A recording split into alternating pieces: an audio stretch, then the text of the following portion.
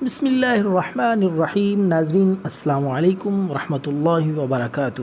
ناظرین،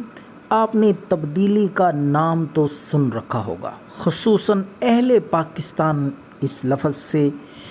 بڑی اچھی طرح آشنا ہیں، لیکن آج ہم آپ کو ایسی تبدیلی دکھانے جا رہے ہیں جو حقیقی معنوں میں تبدیلی ہے۔ دیکھیں، یہ ایک منظر ہے جو سکرین پہ آپ دیکھ رہے ہیں، یہ ہرات کا کمانڈر ہے، طالبان دشمن کمانڈر جسے ہرات کا شیر بھی کہا جاتا ہے، اور گزشتہ دنوں یہ طالبان کی قید میں آیا اور طالبان نے اس کو گرفتار کر لیا۔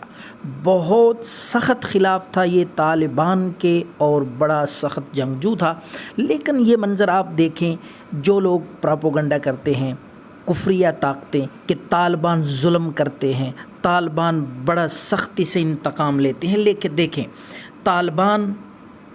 کا یہ کمانڈر جس نے